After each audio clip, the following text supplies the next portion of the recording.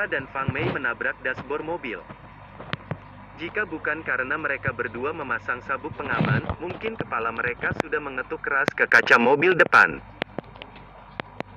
Tapi belum sampai mereka keluar dan bertanya, tiba-tiba seorang pemuda yang sangat fashionable turun dari mobil Mercedes-Benz dan berteriak pada Desta. Desta keluar dari mobil dengan wajah muram lalu menatap ke arah orang itu. Kamu bukannya seharusnya tanya pada dirimu sendiri, bagaimana kamu menyetir, hah? Aku sudah memasukkan setengah mobilku di tempat parkir ini. Kamu masih saja menyerondol melaju ke depan. Matamu ini yang bermasalah atau otakmu sih yang bermasalah? Lucu sekali, memang kenapa kalau sudah memarkir setengah mobil?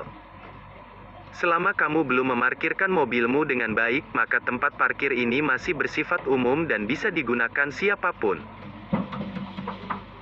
Apalagi, kamu tidak menyuruhku pergi ketika melihat aku menyetir ke sini. Otakmu itu yang bermasalah, semua keluargamu itu otaknya bermasalah. Pemuda itu melotot tanpa ragu tidak menunjukkan kelemahannya sama sekali. Lalu dia berkata lagi, aku sarankan ya, lebih baik segera pindahkan mobilmu. Lalu, segera berikan uang perbaikan untuk ganti rugi kepadaku. Maka aku tidak akan mempermasalahkan ini lagi. Kalau tidak, aku tidak akan selesai denganmu hari ini. Cih, kamu mau tidak selesai bagaimana denganku, hah? Desta tersenyum marah ketika mendengar ucapan pria yang begitu sombong itu. Ketika dia mau berbicara lagi, dari bangku penumpang depan di mobil Mercedes-Benz itu turun seorang wanita. Wanita ini kira-kira umurnya 40-an tahun. Yang paling mengesankan untuk orang lain dari wanita ini adalah pinggang lebar mencolok di pinggangnya. Pertama kali Desta melihat wanita itu, dia langsung mengenali orang tersebut. Wanita itu adalah kepala Departemen Seni Universitas. Dia bertanggung jawab untuk memilih berbagai acara dan program dalam berbagai perayaan sekolah. Dekan Chi. Desta mengabaikan pemuda itu dan langsung mengangguk ke wanita parubaya itu serta menyapanya. Dekan Chi sedang tidak mood. Dia mengerutkan kening dan memandang Desta dari atas ke bawah, kamu ini mahasiswa kampus ini? Benar sekali, aku adalah mahasiswa tahun keempat, namaku Des. Desta belum selesai memperkenalkan diri. Dia malah melihat Dekan Chi melambaikan tangannya dengan sangat tidak sabar. Lalu, dia berkata dengan dinginnya, aku tidak tertarik untuk mengetahui siapa kamu. Segera pindahkan mobilmu ini dan berikan tempat parkir ini. Lalu segera minta maaf kepada Parmo, benar-benar sedikit pun tidak punya sopan santun. Mendengar ini, senyum di wajah Desta membeku. Dia memandang Dekan Chi, nada bicaranya perlahan berubah jadi dingin. Menurut Dekan Chi, masalah ini adalah kesalahanku. Aku tidak punya waktu untuk mengurusi siapa yang salah atau siapa yang benar. Aku masih ada urusan berdiskusi dengan kepala universitas mengenai pemilihan acara dan program perayaan kelulusan atau wisuda. Kamu ini mengerti tidak sih sopan santun mengenai menghormati dosen? Kenapa memang kalau aku menyuruhmu memberikan tempat parkir ini? Belajar begitu lama dan membaca banyak buku, semua pengetahuan dan moral itu dimakan anjing ya? Cinnamon sebenarnya tahu kalau itu adalah kesalahannya. Tapi sebagai seolah tetua dan juga sebagai salah satu pimpinan di universitas, dia tidak mungkin menundukkan kepala kepada Desta. Desta menyeringai, dia menatap mereka berdua dengan tatapan yang sangat dingin, baiklah, aku akan memberikan tempat parkir ini. Selesai bicara, dia berbalik dan naik ke dalam mobil. Senyum kemenangan muncul di wajah pemuda itu.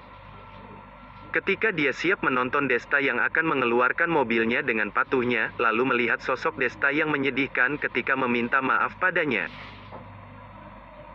Tapi pada akhirnya, ketika Desta memainkan gigi mobilnya, dia langsung mundur dan memarkirkan dengan benar mobilnya. Pemuda itu sangat marah sekali ketika melihat adegan itu. Ketika dia mau menemui Desta untuk berdebat, Desta membuka pintunya dengan keras hingga menabrak perut pemuda itu. Pemuda itu pun langsung membungkuk kesakitan di tempatnya. Wajahnya tampak sangat pucat. "Hei, bagaimana sih kamu ini? Keterlaluan sekali!"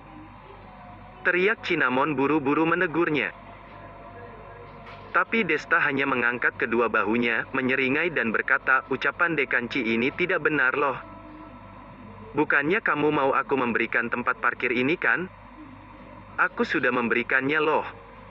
Tinggal lihat saja apa yang mengemudi punya kemampuan untuk bisa memasukkan mobilnya ke tempat parkir ini." Desta bicara sambil menunjuk ke celah antara mobilnya dengan mobil di sampingnya yang ukurannya kurang dari 1 inci. Dengan jarak yang sangat kecil ini, bahkan pinggang Dekanci saja tidak akan bisa masuk ke dalam. Jadi mana mungkin mobil bisa masuk? Desta ini jelas menunjukkan kalau dia tidak mau memberikan tempat parkir ini. Ketika Cinnamon mau memakinya, Desta sudah memanggil Fang Mei yang ada di bangku penumpang depan.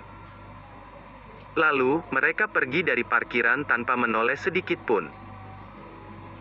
Cinnamon sangat marah sekali, lemak yang ada di tubuhnya ikut bergetar karena marah. "Parmo, kamu cari tempat parkir kosong yang lain saja sana. Aku sekarang juga mau pergi rapat, sudah tidak ada waktu lagi." Walaupun Cinnamon sangat marah sekali, tapi dia juga tidak berani menunda urusan yang penting seperti rapat ini hanya karena masalah sepele ini. Jadi dia pun segera mengatakan ini kepada Parmo. Pengemudi yang bernama Parmo itu mengangguk. Setelah Cinnamon pergi, pandangan kesal pun tiba-tiba muncul di matanya. "Berani sekali merebut tempat parkir denganku. Mobil Volkswagen Phaeton bobrok saja. Lihat saja aku akan menghancurkannya." Begitu suara itu jatuh, dia mengambil batang baja berkarat di sebelahnya dan menghancurkan mobil Desta dengan parah. Di sisi lain, Desta sudah membawa Fang Mei ke lantai bawah asrama mereka. Dia dan Rosimin serta yang lainnya telah mengatur tempat mereka bertemu yaitu di tempat ini. Tidak lama kemudian, dia melihat Rosimin, Linka dan Cepi berjalan menghampirinya dengan membawa pacar mereka masing-masing. Desta. Ketika mereka masih jauh dari Desta, mereka sudah melambaikan tangan dan berteriak memanggil Desta dengan keras. Desta membawa Fang Mei menghampiri mereka, tersenyum dan berkata, "Kalian datang kenapa terlambat sekali? Apa macet di jalan?" Rosimin tersenyum, ketika mau bicara tiba-tiba tatapan matanya teralih ke Fang Mei yang ada di samping Desta. Senyum di wajahnya langsung membeku, lalu menarik Desta berjalan ke sisi lain, lalu berbisik, "Desta, ada apa ini? Orang yang ada di sampingmu, kenapa tiba-tiba ganti orang lain? Ada masalah apa?" Begitu mendengar ini, Desta tertawa terbahak-bahak. Lalu, dia menjelaskan kepada Rosimin hubungan antara dia dan Fang Mei. Ketika mendengar mereka berdua itu hanya berpura-pura saja, dan Vero juga tahu hal ini, Rosimin pun menghela napas lega. "Kalau begitu kita cari kafe saja dan mendiskusikan acara dan program apa yang cocok sambil duduk di kafe. Lebih cepat pergi lebih cepat juga urusan ini akan selesai, agar Desta dan pacar barunya bisa segera menikmati dunia milik mereka berdua," kata Rosimin tanpa ada maksud sambil mengedipkan mata ke Desta. Kesalahpahaman sudah selesai dijelaskan. Desta tertawa terbahak-bahak, lalu mereka pun pergi dan duduk di sebuah kafe bergengsi di kampus. Setelah itu, mulai mendiskusikan acara dan program pertunjukan. Bos, mau tanya dulu deh, mengapa tugas menentukan acara dan program kelas kita jatuh pada kita? Begitu banyak gadis di kelas kita yang bisa bernyanyi dan menari. Kenapa tidak mereka saja yang bertanggung jawab atas ini, dan malah menyuruh para pria seperti kita yang melakukannya? Otaknya Susana Gao sudah tidak benar ya? Tanya Desta sambil memesan secangkir kopi Blue Mountain. Dia masih ingat kalau di kelasnya ada beberapa gadis cantik, apalagi salah satu dari mereka ada yang punya siaran langsung di sebuah app. Kenapa tidak meminta mereka saja melakukan pertunjukan tari? Kenapa malah harus membuatnya dan teman-teman ini menderita dan terganggu begini? Rosimin berdeham lalu berkata dengan ekspresi canggungnya, sebenarnya urusan ini memang tidak perlu sampai kita yang mengurusinya. Tapi ketika kami makan bersama dengan teman-teman sekelas, aku minum terlalu banyak. Lalu, aku membual kalau aku dapat mengundang Lalisa Sen sebagai perwakilan pertunjukan dari kelas kita di pesta itu. Karena itulah mereka memutuskan untuk menyerahkan urusan ini kepadaku. Tapi bagaimana mungkin aku bisa benar-benar mengundang Lalisa Sen, jadi terpaksa aku memintamu datang untuk menanganinya. Mendengar ini, Desta menggelengkan kepalanya dan tersenyum pahit.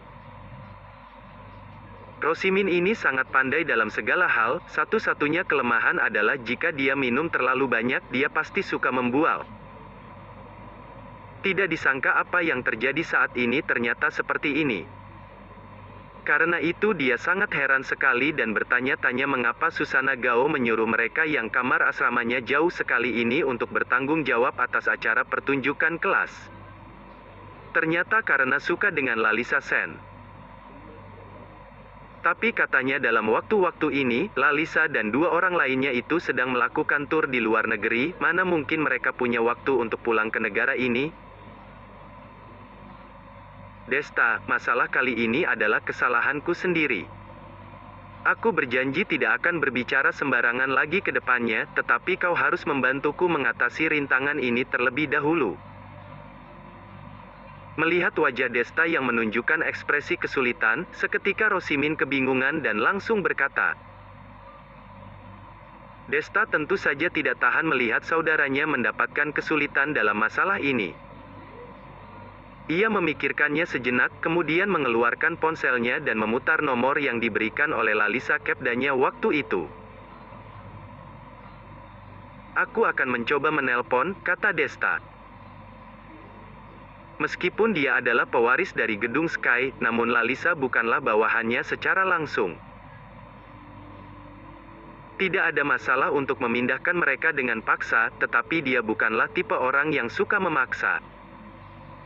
Jika Lalisa dan yang lain tidak ingin kembali lagi, dia juga tidak akan memaksa mereka.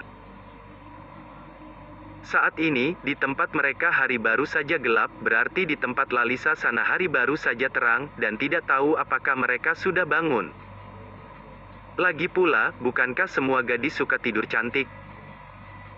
Akhirnya, dia tidak menduga bahwa telepon baru saja disambungi dan sudah langsung diangkat. Tuan muda kedua. Di sisi lain telepon, suara Lalisa yang jelas dan halus yang ragu-ragu terdengar. Jelas bahwa dia terkejut Desta bisa menelponnya. Harus diketahui bahwa sejak mereka berpisah dari acara yang terakhir kali, mereka belum pernah bertemu. Namun ketika memikirkan adegan Desta yang menyelamatkan dirinya tanpa takut dengan bahaya yang dia ambil, Lalisa merasa jantungnya berdetak semakin kencang. Sekarang Desta tiba-tiba menghubunginya yang membuatnya merasa tersanjung. Haha, kau sudah mengetahui identitasku? Desta tertawa dan bertanya dengan heran. Iya, setelah itu Rose dan Jisoo mengatakan kepadaku bahwa kau adalah seorang pewaris dan masih memberanikan diri untuk menyelamatkanku. Terima kasih banyak. Waktu itu, kau pergi dengan terburu-buru sehingga aku tidak sempat untuk mengucapkan terima kasih. Sekarang akhirnya aku sudah memiliki kesempatan. Lalisa berkata dengan nada bicara yang diresapi dengan rasa terima kasih yang dalam. Desta dengan cepat menghentikannya dan berkata sambil tersenyum, itu hanya sebuah bantuan kecil, jangan terlalu memasukkannya ke dalam hati. Ngomong-ngomong, di mana kamu sekarang dan apa kamu sibuk? Desta awalnya ingin mengobrol beberapa kata lagi, tetapi melihat bahwa Rosimin terus mengedip padanya, jadi dia harus langsung ke intinya. Lalisa tertegun dan berkata, aku sedang berada di lokasi syuting sekarang, sebentar lagi akan ada 2 pemotretan iklan. Apa yang bisa aku lakukan untukmu Uan Muda kedua? Sebenarnya, seperti ini. Desta ragu-ragu sejenak, akhirnya menggigit giginya dan memberitahu wanita itu tentang hal tersebut. Awalnya dia mengira Lalisa akan menolak. Lagi pula, dia adalah seorang bintang terkenal di dunia. Bagaimana mungkin dia bisa terbang kembali dari luar negeri selama lebih dari 10 jam hanya untuk upacara kelulusan yang sederhana? Siapa yang menduga bahwa Desta hanya memberitahunya tentang hal itu, dan orang yang berada di ujung telepon memberikan suara Ci, sebuah senyuman ringan. Ternyata ingin aku tampil di atas panggung. Aku tidak menyangka bahwa seorang pewaris gedung Sky dibuat kesusahan oleh sebuah perayaan kecil. Dan memintaku untuk membantu menyelamatkan keadaan, nada bicara Lalisa penuh dengan cahaya dan kesenangan. Dia berani berbicara dengan Desta dengan nada seperti ini. Bukan karena dia tidak tahu bagaimana menghormati pemimpinnya, tetapi sebelum ia mengetahui bahwa Desta adalah pemimpinnya, mereka telah memiliki banyak kontak. Dia benar-benar tidak ada pilihan lain, menempatkan Desta di posisi yang tinggi. Untungnya, Desta tidak keberatan dengan hal-hal ini, dia hanya berkata dengan senyum masam. Ya, masalahnya memang seperti apa yang kau katakan, jadi aku bertanya kepadamu apakah kau punya waktu dalam beberapa hari terakhir untuk kembali dan membantuku? Tentu saja, aku akan meminta asistenku untuk memesan tiket untukku sekarang, Lalisa berkata tanpa ragu-ragu. Mendengar ini, Desta menghela nafas lega. Jika bukan karena Lalisa tidak ada di depannya, dia ingin memeluk wanita itu dan menciumnya dengan keras untuk mengungkapkan kegembiraannya di dalam hatinya. Hanya saja jika aku kembali sejauh ini, aku mungkin akan menunda pekerjaanku di sini. Bos pasti akan menghukumku, dan pada saat itu Tuan Muda kedua harus bertanggung jawab dan membantuku berbicara. Pada saat ini, suara Lalisa terdengar. Desta menepuk dadanya dan bersumpah. Jangan khawatir. Jika Lupin berani merepotkanmu, aku akan menghantamnya untukmu. Mendengar kata-kata tersebut, Lalisa segera mengeluarkan suara tertawa yang jernih dan indah. Di sampingnya, Rosimin yang melihat bahwa Desta dan Lalisa mengobrol dengan begitu heboh, dan tahu bahwa masalah itu seharusnya sudah diselesaikan, ia pun merasa lega.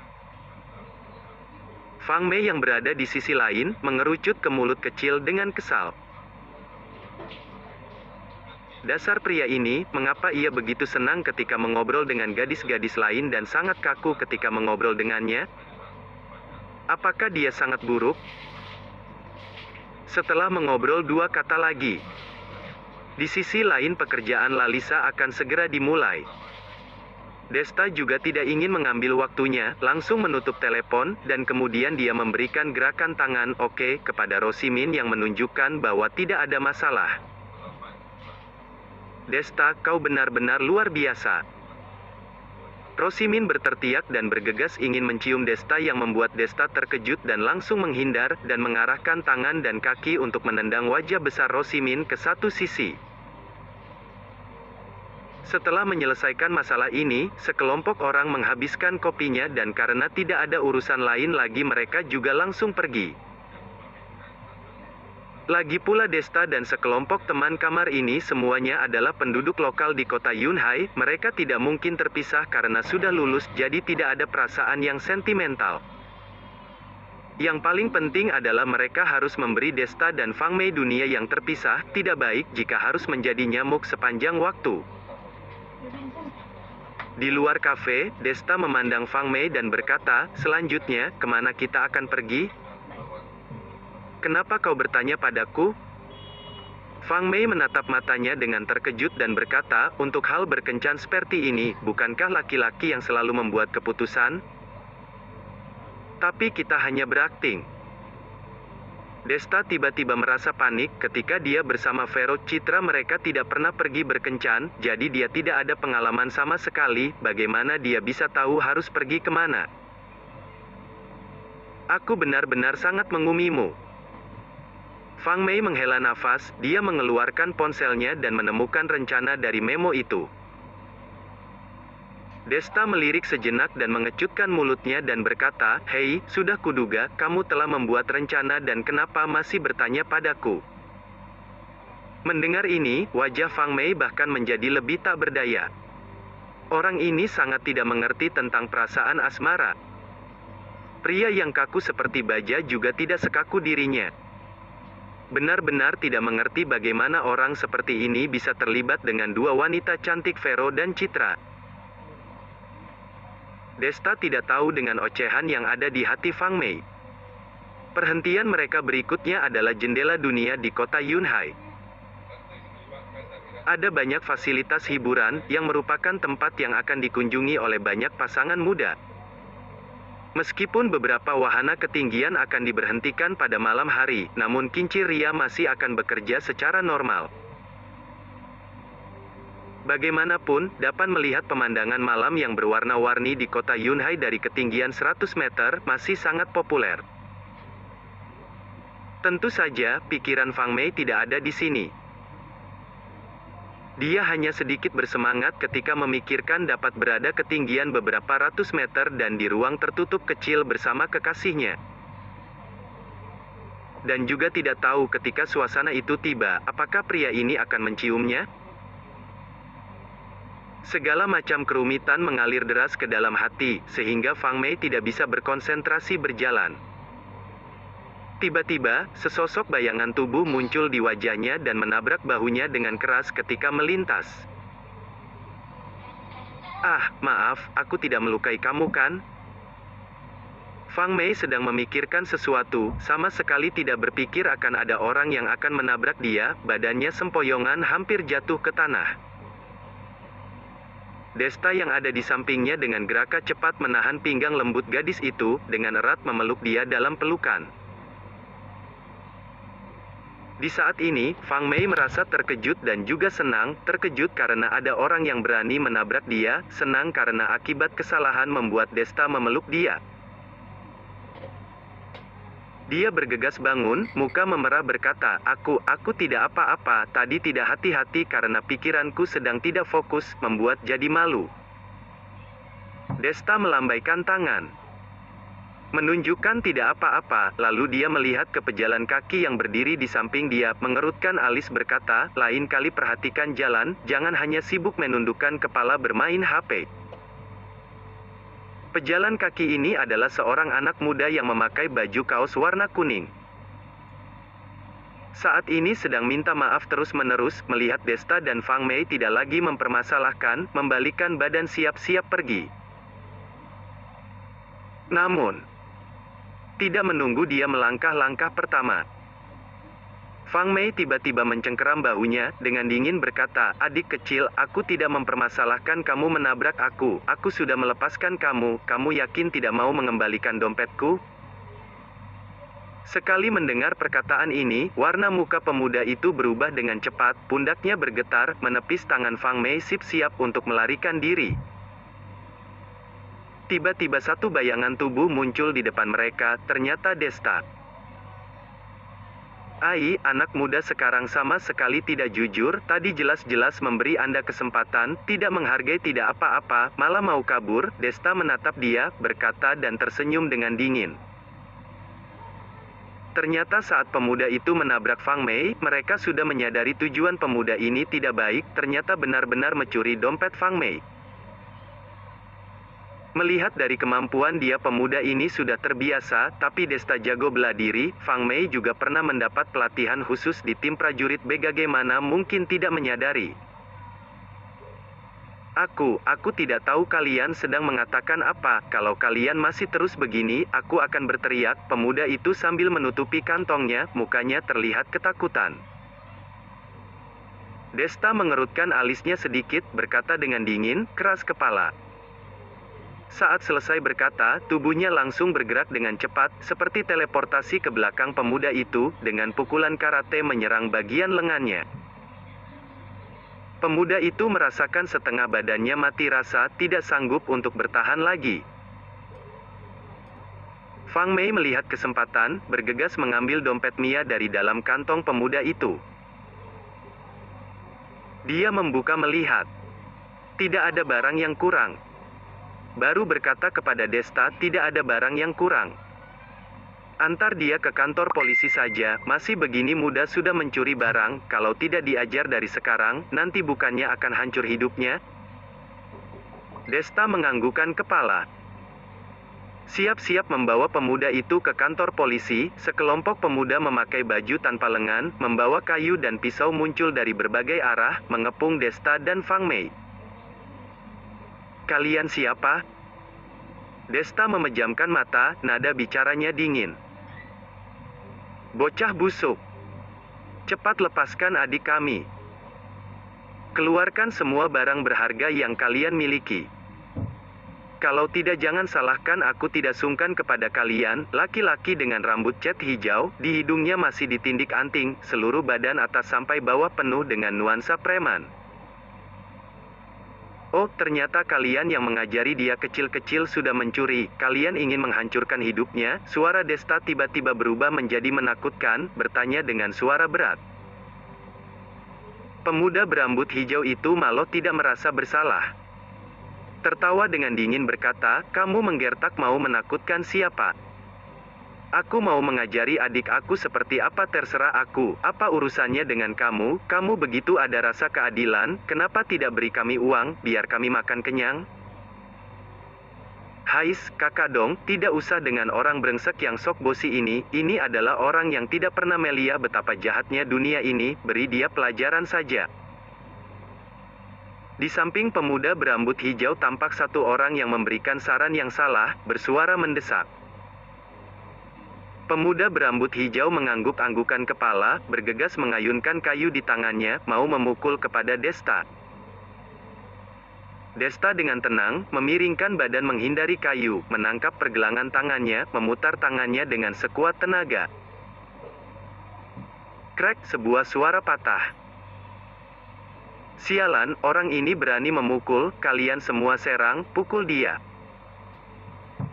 Si pemberi saran yang salah itu melihat pemimpinnya dipukul, masih bisa mengeliat, memberi aba-aba agar semua sama-sama menyerang.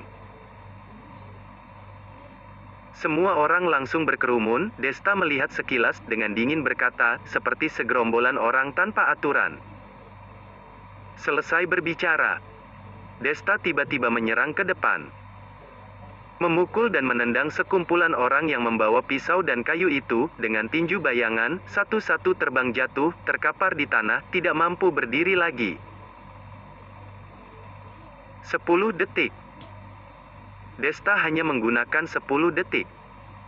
Membereskan anak-anak muda berandalan yang mendekati 20 orang itu, kemampuan yang mengerikan ini, orang-orang sekitar yang melihat tercengang, bahkan sampai lupa untuk berteriak kagum. Bagaimana, masih mau dilanjutkan? Desta melihat pemuda berambut hijau yang tergeletak di tanah, berbicara dengan nada dingin. Pemuda berambut hijau itu segera menggelengkan kepala, kakak, aku salah, tidak bisa melihat siapa lawan aku, masih berani mengganggu kamu dan pacarmu, tolong ampuni aku. Mengampunimu mudah, cacing busuk, cari gara-gara sendiri, terutama adikmu, kamu tahu bagaimana harus mengatur dia kan? Desta tertawa kemudian berubah serius. Tahu. Aku pasti akan bekerja keras mencari duit untuk dia baik-baik belajar, mengajari dia menjadi orang yang benar, tidak akan menyuruh dia mencuri lagi, pemuda berambut hijau tidak berhenti memastikan. Kalau begitu cepat pergi, nanti kalau aku sampai melihat lagi kamu melakukan hal yang salah, aku tidak akan dengan mudah melepaskanmu. Desta menendang dia pelan-pelan, menyuruh dia cepat pergi. Pemuda itu seperti mendapat pengampunan yang besar, bersama dengan kelompoknya cepat-cepat bangun, secepat kilat sudah tidak terlihat lagi. Orang-orang yang melihat keramaian, saat ini bertepuk tangan. Bisa bela diri, tapi tidak menyalahgunakannya, orang seperti ini yang membuat orang senang. Fang Mei di samping melihat Desta, dari matanya tidak dapat menahan perasaannya terlihat bintang-bintang yang tak terhitung, dia mengakui, dia sudah jatuh cinta pada Desta. Ini bukan karena dia sembarangan, kebalikan, standar dia dalam memilih pasangan hidup dibanding wanita pada umumnya lebih tinggi beberapa kali lipat. Bagaimanapun dia adalah keluarga Fang di Yunhai, cucu perempuan kesayangan Jenderal tua Fang, tidak ada yang lain. Dari kecil, lawan jenis yang dia berhubungan, yang mana yang bukan merupakan anggota luar biasa dari pasukan, atau pemuda berbakat pemimpin kelompok yang hebat. Tapi tidak peduli betapa hebatnya orang-orang itu. Fang Mei selamanya tidak pernah tergoyah hatinya oleh mereka, malah hanya menganggap mereka seperti kakak, menganggap mereka sebagai target yang harus dilewati. Tapi hanya Desta, orang yang masih sangat muda, tapi bisa menyembuhkan kakeknya, saat yang bersamaan juga menjadi lelaki yang pernah berdekatan dengannya, memberi dia perasaan yang berbeda. Dia tahu Desta sudah punya pacar, dia juga tahu Desta sengaja menunjukkan kedinginan kepada dia, sebenarnya hanya tidak ingin mencari masalah dengan gadis muda. Tapi masalah perasaan kalau bisa memakai logika, maka di dunia ini tidak akan ada banyak cerita yang begitu berlebihan. Ayo pergi, lanjut pergi ke Window of the World, kalau terlalu malam akan tutup. Saat itu Desta menengok dan berteriak. Oh, oke. Fang Mei masih berpikir kemana-mana. Mendengar perkataan Desta langsung tersadar. Bergegas melangkah mengikuti.